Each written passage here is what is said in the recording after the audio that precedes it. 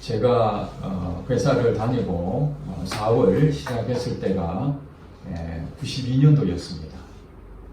그때 핸드폰이 있었는데 그때는 핸드폰이 굉장히 컸습니다. 우리가 손에 들고 다니지 못할 정도로 주머니에 넣어도 굉장히 사이즈가 컸고 그때 당시에 가격이 250만 원이었습니다. 비즈니스 하시는 사장이나 또 고위층에 있는 사람들 정도 핸드폰을 가지고 다녔지 일반 서민들은 꿈도 꾸지 못할 정도로 매우 귀중한 물건이었습니다. 이제 근한 30년 가까이 지나오면서 너무 많이 바뀌었죠. 초등학교까지 학생들까지 이 핸드폰 없는 아이들이었고 심지어는 학교 다니지 않는 어린아이들까지도 핸드폰을 가지고 있습니다. 여러분들도 핸드폰을 다 가지고 계실 거죠. 그때부터 이제 일상이 변화가 됐는데 아침에 눈을 뜨면은 제일 먼저 무엇을 확인합니까? 핸드폰을 만지고 어떤 메시지가 왔는지 어떤 뉴스가 있는지 그것을 다 검색하며 하루를 시작합니다. 그리고 어디 가더라도 핸드폰이 없으면은 일상이 마비가 될 정도로 우리는 그렇게 살고 있습니다. 핸드폰이 어느 날 우리에게 습관적으로 한 몸이 된 상황이죠. 사실 우리는 예수 그리스도를 늘 습관적으로 교제하고 묵상하고 이런 삶을 살아야 되는 것이 성경에서 말하고 있는 거 아닙니까? 하나님과 늘 친밀한 관계를 유지하라. 하나님 말씀을 가까이 하라. 기도하라. 이런 부분들이 하나님하고의 깊은 관계를 유지하라 하는데 실제로는 잘 되지 않죠. 그러나 이 핸드폰이 무엇이라고? 핸드폰이 없으면은 굉장히 불안한 마음이 생기죠. 저도 오래전에 어느 집회에 가게 됐는데 가다가 택시를 탔는데 핸드폰을 놓고 내렸습니다. 내리고 난 다음에 핸드폰이 없다는 것을 알게 됐습니다.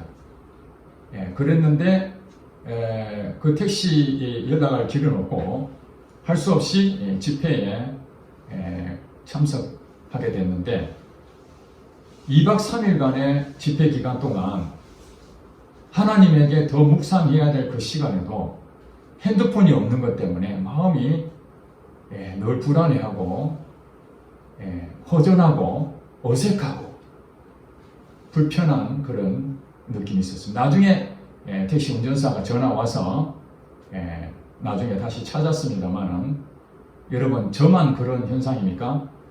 핸드폰 없이도 여러분 살 수 있습니까? 제가 지난 주일날 예배 마치고 오후에 기도하면서 제가 어떻게 성령의 충만함을 더 유지할 수 있을까? 무엇이 사단이 나를 끊임없이 공격하는 것이 무엇일까? 성경에 보면은 마귀로 틈을 주지 마라 그렇게 말씀하셨는데 혹시 내게는 어떤 틈이 있을까? 그걸 막아야 되지 않겠는가? 그래서 여러 가지 생각하는 끝에 이 핸드폰 검색을 하다 보면은 유익한 정보도 있죠. 그러나 제가 또 좋아하는 그런 기사거리가 나오게 되면은 계속 그것을 검색하다 보면은 시간이 금방 지나가 버립니다. 이런 것들을 제가 경험하면서 그렇구나. 핸드폰을 한번 만지지 말아봐야 되겠다. 그래서 일주일간을 핸드폰을 만지지 말아야 되겠다 하는데 너무 긴 거예요. 하루도 버티기가 쉽지 않겠는데 일주일을 어떻게 내가 핸드폰 없이 살 수 있겠지? 그래서 제가 마음을 어떻게 먹었냐면 하루만 월요일 하루만 폰을 검색하지 않도록 해야 되겠다. 그렇게 여기고 하루를 넘겼습니다. 저녁에 자면서 기도해 하나님 감사합니다. 오늘 하루를 폰을 만지지 않도록 해주셔서 감사합니다. 하나님 내일 하루만 또 폰을 안 만지도록 도와주세요. 그렇게 해서 어제 토요일까지 6일 동안 폰을 보지를 않았습니다. 제 자신이 대단한 것이 아니라 이 습관을 바꾼다는 것이 쉽지 않다는 거죠.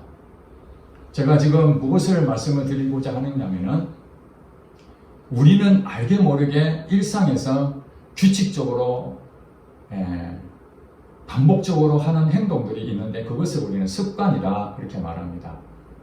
그 습관을 통해서 정말 그걸 안 하면은 미칠 것 같고 마음이 무너지고 반드시 해내야 되겠다 하는 그런 것이 나타나는 현상이 되면 그때는 이미 중독이 되는 것입니다.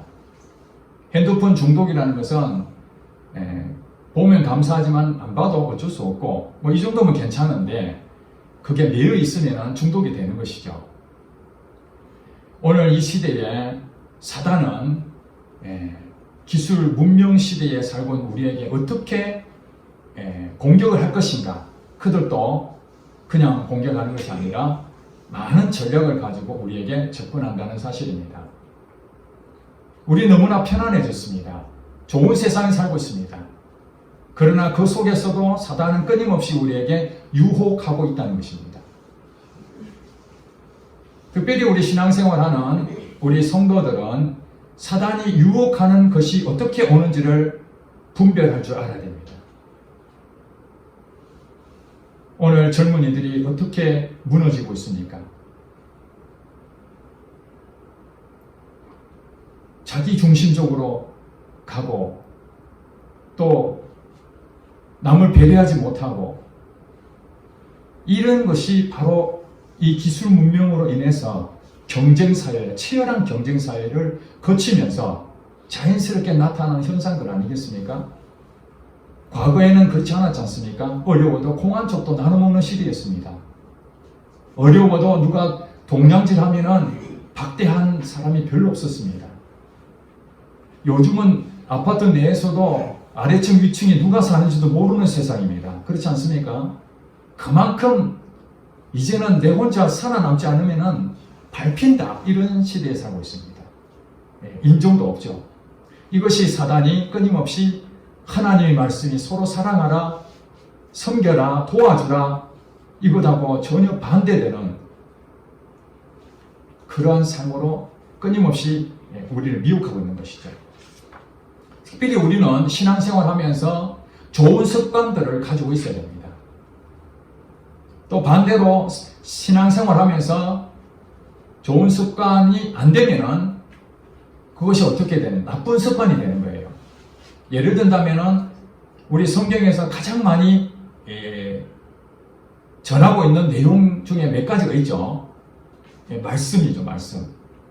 말씀을 생명이 되도록 우리는 끊임없이 묵상하고 읽고 하나님 말씀이 어떠한 것인지 기준을 잡아야 되니까 내 생각을 버리고 하나님 말씀이 내 마음판에 새겨져서 이 삶을 살아내야 되는 거 아니겠습니까? 말씀을 가까이 해야 되는 것이 좋은 습관이죠. 또 기도도 하나님과 끊임없이 관계를 바르게 하는 부분에서 기도라는 것은 매우 중요한 습관입니다. 예배도 마찬가지죠. 또 사랑하라 이것도 이웃을 정말 내 몸과 같이 사랑하는 실천하는 그 모습들이 우리에겐 좋은 습관이 되어 있다면 굉장히 유익한 것입니다. 그러나 그것을 안 하고 있다면 반대로 나쁜 습관에 있다는 거예요. 우리는 어떤 잘못된 길 그런 쪽으로 가는 것을 나쁜 습관이다. 예를 든다면 알코올 중독이라든지 도박 중독이라든지 게임 중독이라든지 음란 사이트를 보는 중독이라든지 우리 이 사회에서도 끊어내지 못하는 악한 것들 있지 않습니까? 사람을 피폐해지게 만들고 결국에는 멸망하게 만드는 그런 중독들, 습관들 이런 것들도 있지만은 정말 신앙생활에서 가장 중요한 말씀을 전해주는데 그걸 하지 않는다는 것은 실제로 우리가 나쁜 습관을 가지고 있는 거예요. 안 하는 습관을 갖고 있는 것이죠. 여러분 제가 말씀드린 그거 다 알지 않습니까? 말씀을 읽어야 된다. 가까이 해야 된다. 말씀대로 순종하며 살아야 된다. 사랑해야 된다. 기도해야 된다. 우리 예배에 하나님께 신령과 진정으로 예배 드려야 된다. 감사해야 된다. 이거 다 알잖아요. 다 아는데 어떻습니까? 행함이 없는 것이죠. 좋은 습관으로 바뀌어져야 되는데 여전히 좋은 습관으로 하지 못하면 우리는 그걸 안 하게 되는 거예요. 야고보서 1장 22절 말씀에 너희는 행하는 자가 되고 듣기만 하여 자신을 속이는 자가 되지 말라. 듣기만 하고 행하지 않는다면은 거울을 보고 내 얼굴에 뭐 묻었네 하고 다시 돌아가는 것과 같다, 이렇게 설명하고 있습니다. 지난 주일날 예레미야 29장 말씀으로 설교를 했습니다. 온 마음을 다하여 나를 구하라, 기도에 대한 말씀을 드렸죠. 그러면서 기도하는데 간절한 마음이 안 생긴 경우가 많잖아요. 간절한 마음이 생겨야 되는, 간절한 마음이 안 생긴다. 그래서 이 설교를 들었던 이 요셉이가 예배 마치고 같이 우리 식사하면서 그런 얘기를 했습니다. 금식에 대한 얘기를 제가 했을 겁니다. 우리가 간절한 마음을 경험하는 데 있어서 육신적인 부분으로 우리가 양식을 먹지 않는다면은 순간적으로 간절한 마음이 생길 것이다. 배고픔이 생긴다. 그런 부분으로 한번 얘기했더니 요셉이가 이렇게 도전을 받았습니다. 나도 금식을 해서 간절한 마음을 한번 해보게 해야 되겠다. 이렇게 생각만 했다면은 듣기만 한 자죠. 그래서 저한테 전화가 왔어요. 금식을 어떻게 하면 좋겠느냐. 그래서 몇 가지 알려줬습니다. 나중에 확인하니까 하루 금식을 온종일 했다고 했습니다. 그 하면서 기도하면서 참 좋은 시간을 가졌다고. 물론 응답이나 뭐 다른 부분은 당장에 나타나지 않았지만 듣기만 한 자가 아니라 행하는 그 모습을 하나님이 보셨을 것입니다.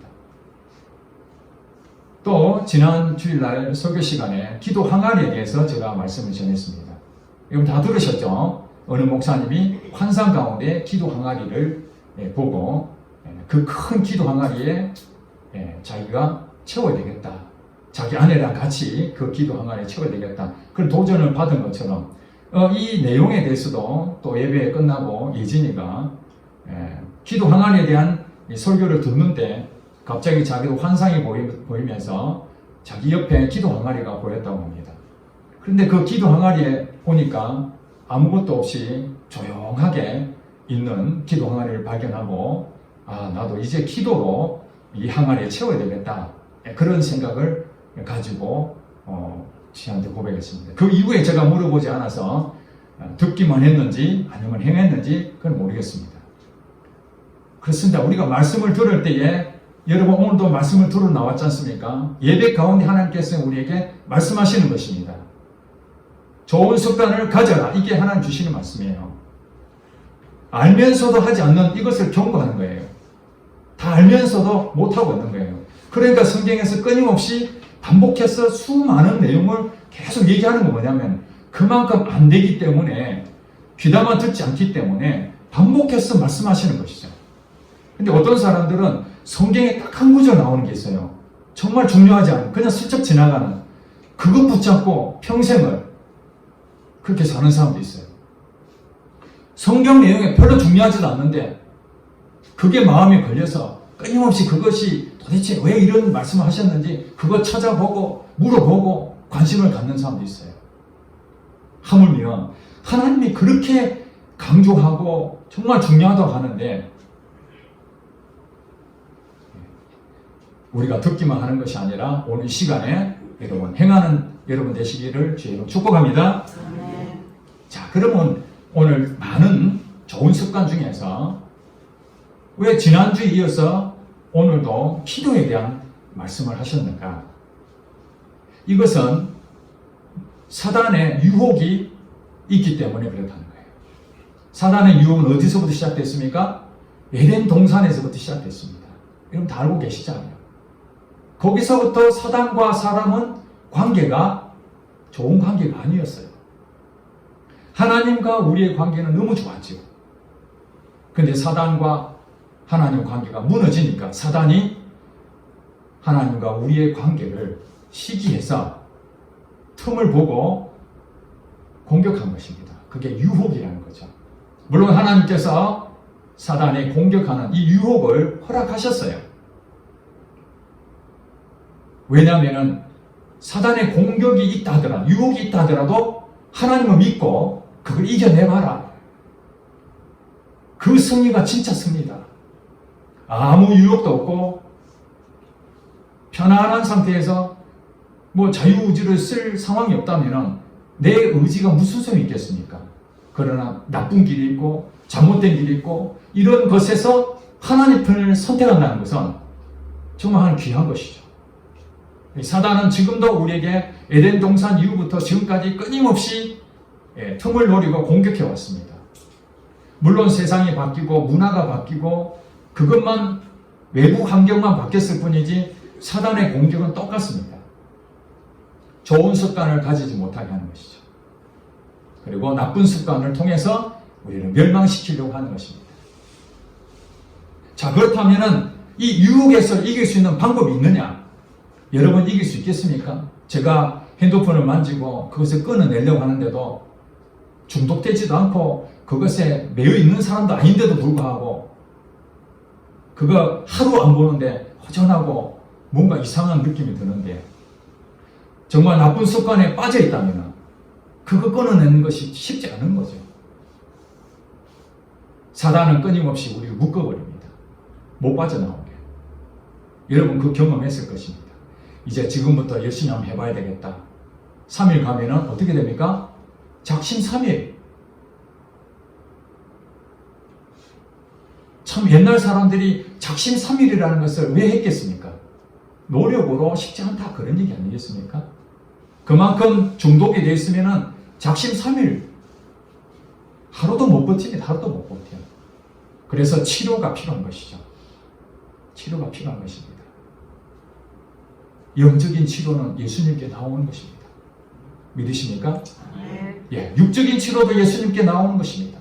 정신적인 치료도 예수님께 나오는 것입니다. 오직 예수 그리스도가 길이요 진리요 생명 되시기 때문에 우리가 지금 고민하고 있는 거기에서 빠져나오고 싶은데 도저히 안 돼요. 노력해도 안 돼요. 그럴 때 주님 앞에 나와서 자기 마음을 고백하는 것입니다. 오늘 본문을 보시기 바랍니다. 40절에 그곳에 이르러 그들에게 이르시되 유혹에 빠지지 않게 기도하라. 지금 누구에게 얘기하고 있습니까? 제자들에게 얘기하고 있습니다. 제자들. 지금 여러분들은 오늘 이 본문 내용을 제자들과 함께하는 이 내용이지만은 그것이 결국 나 자신이라는 것을 대비해서 봐야 됩니다. 좋은 습관을 가지고 있는 것하고 나쁜 습관을 가지고 있는 결과가 얼마나 차이가 나는지를 오늘 본문이 정확하게 설명해 주고 있어요. 자, 39절에 보니까 예수께서 나가사 습관을 따라 감람산에 가시매 제자들도 따라갔더니 이렇게 성경은 말씀하고 있습니다. 중요한 거 하나 나오죠. 습관을 따라 예수님께서 습관을 따라서 감람산에 가셔서 무엇 했다고요? 기도하셨다는 거예요. 이 감람산은 예루살렘에서 가까운 거리에 있습니다. 예수님께서 예루살렘에 사역하러 올라가실 때에 가끔씩 이 감람산에 가셔서 기도하셨다는 것을 알 수 있습니다. 한 번, 두 번 갔으면 습관이라고 할 수가 없겠죠. 그것을 즐겨 하셨다는 것이죠. 일상이다 그런 얘기. 어떻게 말하면은 자, 예수님의 삶은 굉장히 바쁜 분이었어요. 그렇죠? 병자를 고쳐야 되고 하나님 말씀을 가르쳐야 되고 또 그들에게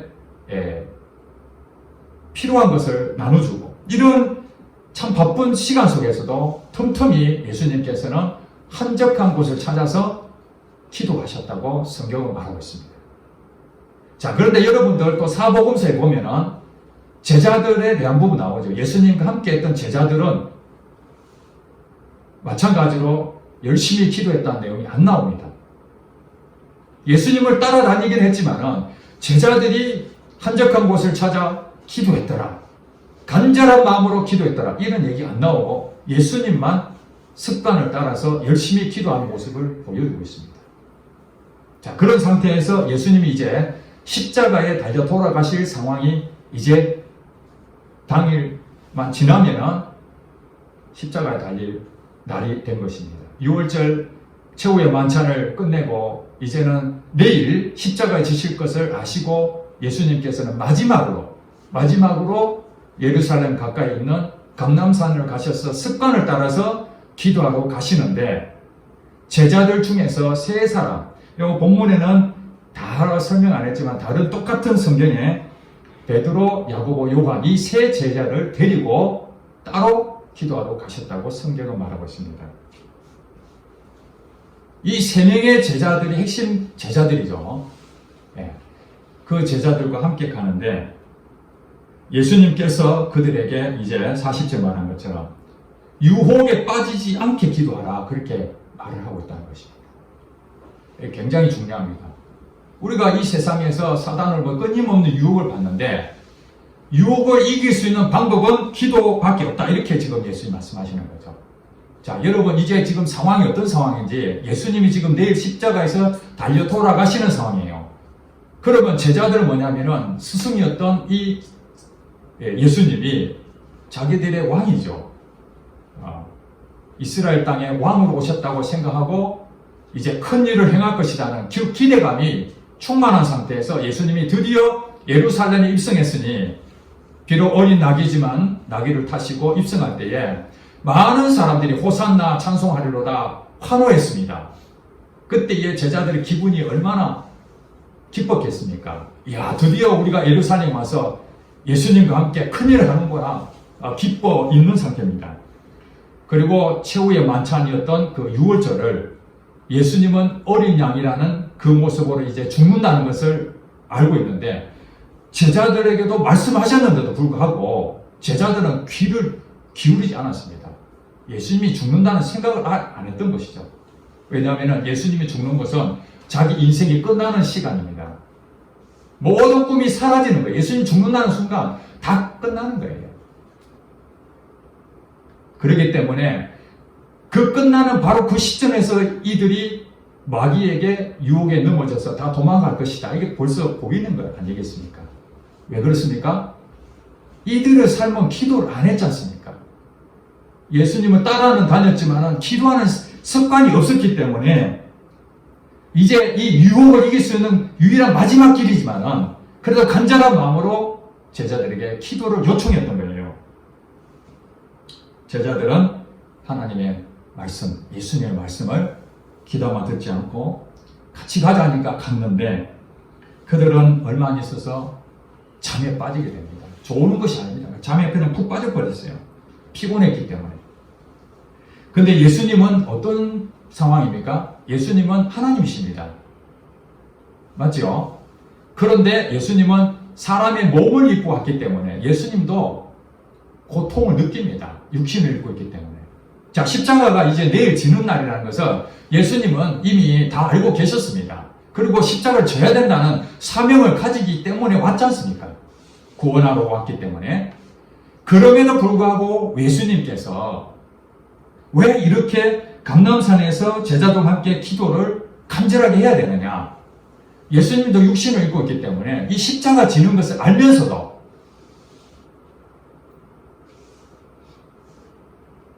두려움이 있는 거예요. 두려움이. 인간의 본성이 두려움이 있는 거예요. 여러분, 이 세상 사는 모든 사람들이 크고 작은 어려움을 겪지 않습니까? 그때마다 염려하고 근심하고 두려운 마음이 없다면 그거 거짓말입니다. 네. 사람이라면 다 두려워하는 마음이 생깁니다. 특별히 큰 일을 앞두면 더 두려움이 크지요. 그래서 예수님도 두려운 마음이 있었습니다. 사단이 너 두렵지? 십자가를 피해. 이런 마음이 들었다는 거 아니겠습니까? 성경에 쓰이지 않지만 예수님이 기도 내용을 보면 압니다. 자, 보시기 바랍니다. 예수님께서 41절에 보니까 제자들 보고 기도하라 하고 돌 덜진 만큼 좀 떨어져서 예수님이 따로 무릎을 꿇고 기도했습니다. 원래 이스라엘 사람들은 기도할 때에 하늘을 보고 서서 기도합니다. 그들 습관이. 그런데 예수님께서는 무릎을 꿇고 기도했다는 겁니까? 이거 완전히 정말 간절한 마음의 표현 아니겠습니까? 무릎을 꿇었다는 얘기는 정말 평소에 기도하고 다른 내용입니다. 지금 이게. 그러면서 42절에 아버지여 만일 아버지의 뜻이거든 이 잔을 내게서 옮기시옵소서. 이 잔을 내게서 옮겨주셨으면 좋겠습니다. 이게 예수님의 솔직한 마음이에요. 지금 이 기도 내용은 인간의 가지고 있는 본성으로 고백하는 거죠. 이 십자가를 피할 수만 있다면 다른 부분으로 구원 얻을 수 있으면 사실은 아닌데도 불구하고 그런 심정을 얘기하는 거예요. 진짜 십자가 안 지겠다 그런 의미가 아니죠. 인간의 그 아픔을 우리 모든 사람도 공감하는 것처럼 느끼는 거죠. 내게서 옮기시옵소서. 그러나 내 원대로 마시옵고 아버지의 원대로 되기를 원하나. 이 기도하는 내용이 바로 이겁니다. 내 뜻대로 마옵시고 아버지 뜻대로 하세요. 이게 예수님이 가지고 있는 본심이죠. 그러나 제가 육신이 연약하니 그 십자가를 감당하기가 쉽지 않을 것 같아요. 이 두려운 마음을 제하여 주세요. 이런 마음이죠, 지금. 자, 그랬는데 다른 성경에 보면 똑같은 본문 내용이 한 번 하는 것이 아니라 3번 해요, 3번. 그 말이 무슨 말입니까? 한 번 해도 아직도 두려운 마음이 생기는 거예요. 다시 똑같은 마음으로 하나님 앞에 엎드려서 간절한 말 기도하면서 그래도 아직도 마음에 평강이 없는 거예요. 3번이라는 것은 완전한 것을 이제 생각하는 거죠. 3번 하니까 그때 비로소 마음에 평안이 오는 거죠. 평안이 왔다는 얘기는 담대한 능력이 생긴 거예요. 담대한 능력. 자, 여러분 40절에 43절에 다 같이 읽어보고 시작. 천사가 하늘로부터 예수께 나타나 힘을 더하라. 예수님 혼자 기도하지만 예수님 혼자 하는 게 아니라는 것을 우리에게 보여주고 있습니다. 누구와 함께 해요? 천사가 돕는 거예요. 여러분 지금 여러분 기도할 때에 여러분 혼자 아무도 모르는 것처럼 생각하지만 하나님이 그 기도하는 그 자리에 다 보고 계시고 천사를 보내신다는 것을 믿으시기 바랍니다. 천사가 이 예배 가운데 있습니다, 여러분.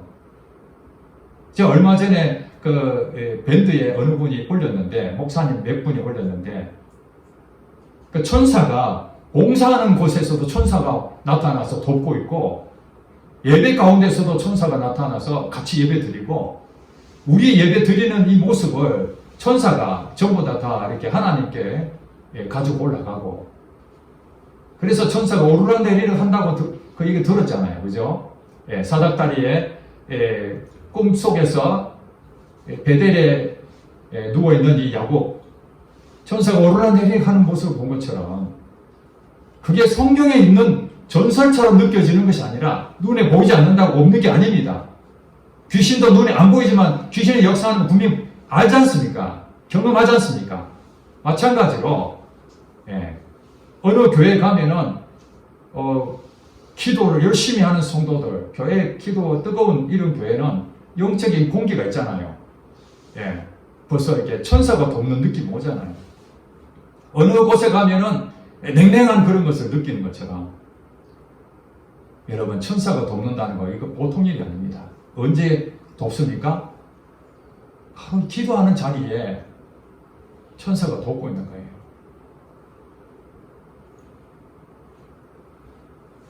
예수님께서 44절에 보니까 예수님께서 인간의 몸을 입고 오셔서 어떻게 기도해야 되는지를 정확하게 보여주셨습니다.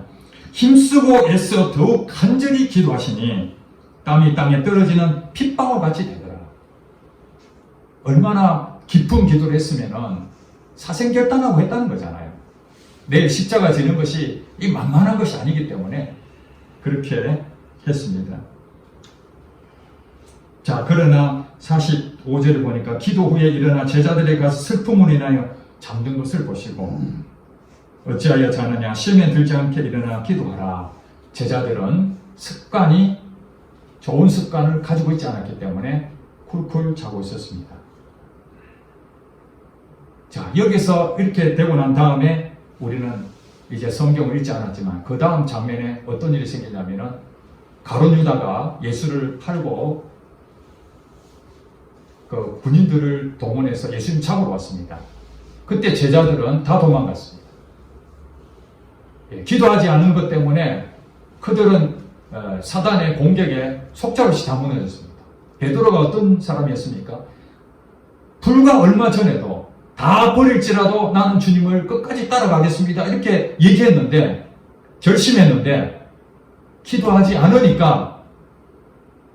그 결심이 열매를 맺으려면 기도로 들어가야 되는데 기도하지 않으니까 결국에는 실천도 안 하니 듣기만 한 자로서 아무 열매도 없고 예수님을 배반한 사람이 되어버린 거예요. 자, 여기서 끝나버리면 아무 의미가 없죠. 예수님께서는 십자가 달려 돌아가셔서 결국 승리하셨습니다. 기도를 통해서 담대한 평안이 오므로서 그것을 이겨내시고 사망 권세 깨뜨리시고 부활하셨습니다. 그 부활하신 예수님께서 다시 제자들이 가가지고 다시 기회를 주십니다.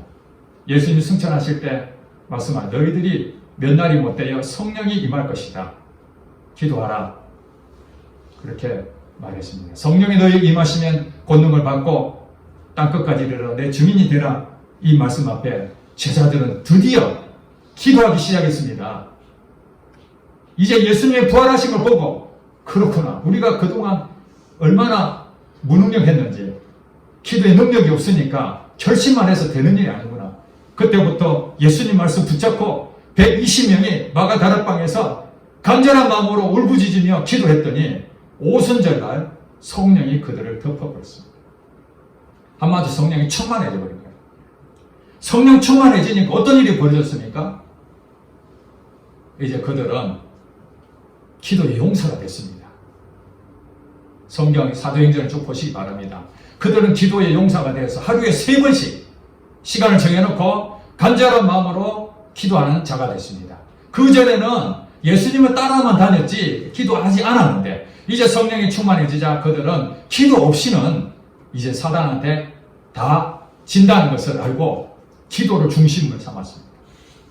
그래서 기도하러 성전에 올라가다가 누구를 만납니까? 성전 미문에 앉아있는 걷지 못하는 자를 보고 그때 성령이 딱 말씀하십니다. 저 사람을 고쳐라.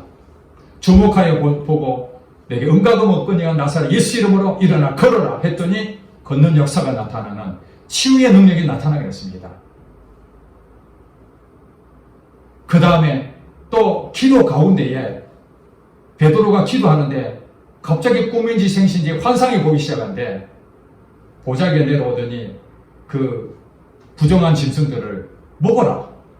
그런 메시지를 듣고 그건 안 된다 했는데 계속 먹으라. 나중에 보니까 고넬료가 보낸 사람을 통해서 하나님이 가라. 그래서 고넬료한테 가죠. 그리고 고넬료도 보세요. 고넬료도 사도행전 10장에 보면은 고넬료는 구제와 기도를 습관적으로 하는 사람이었어요. 그래서 하나님께서 고넬료에게도 환상을 보여주십니다. 기도하는 가운데에 베드로를 초청하라고. 여러분, 기도하면은 하나님이 우리에게 말씀하시고 인도하십니다.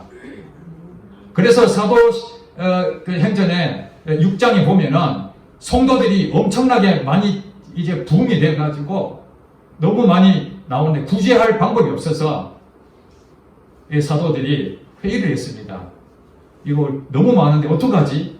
그래서 결정을 내린 것이 우리가 할 일과 성도들이 할 일 구분하자. 그래서 구제하고 돕는 것은 집사를 뽑아서 하고 그들이 뭐라고 했냐면은 기도하는 일과 말씀 사이에 우리가 최선을 다하자. 여러분 얼마나 많은 일이 있습니까? 그런데도 이 사도들이 가장 중요하게 생각한 것은 기도하는 것과 말씀 사이에 우리 인생 전부를 걸어야 된다. 이렇게 말씀을 하고 있지 않습니까? 여러분 성령 충만한 것은 기도 충만한 사람입니다. 기도하지 않는 사람들은 성령 충만할 수가 없습니다. 여러분 예전에 성령 충만한 그런 마음이 있었을 때 잘 보세요. 기도가 살아있었습니다. 기도에 불이 있었습니다. 그래서 기도하고 싶었고 정말 기도하면 평안이 넘치고 기도하는데 염려 불안한 마음이 옵니까?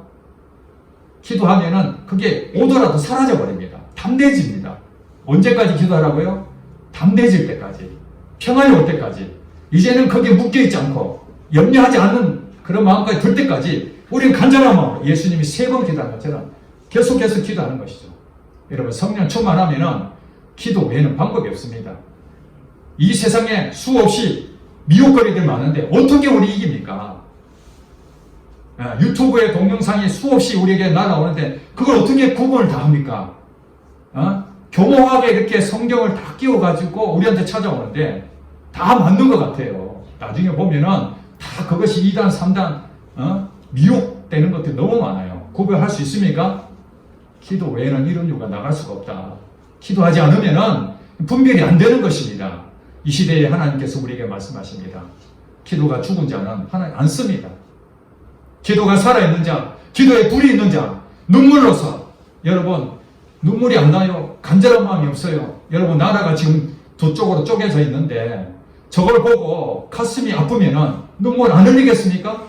이 한국 교회가 지금 분열이 심각한데 아이고 너희들은 알아서 해라 난 내 혼자만 잘 살자 기도가 되겠습니까? 한국 교회를 보고 정말 가슴이 아픈 사람들은 지금 골방에서 교회에서 기도원에서 보이지 않는 곳에서 하나님 앞에 울부짖으며 자기 생명처럼 간절한 마음을 무릎 꿇고 기도한 사람이 있다는 것입니다. 하나님은 그 사람을 통해서 지금 이 시대에 아무리 사단이 역할을 하고 무너지는 그런 모습이 보인다 할지라도 하나님 그 사람을 통해서 새 시대를 쓰신다는 것입니다. 하나님 오늘 우리 성도들에게 한 시간도 기도할 수 없더냐? 이 세상에서 유혹을 거리 많은데 한 시간도 기도할 수 없더냐? 기도하지 않으면 다 망합니다. 예전에 기도 뜨겁게 했다 지금 안 하면 다 망하는 것입니다. 하나님께서 고난을 주신 것은 이 기도 자리에 엎드리라는 것입니다. 엎드리다 보면은 기도의 습관을 갖게 되고 그 습관을 통해서 성령 충만함으로 하나님의 귀하게 쓰임받는 자가 되는 것입니다.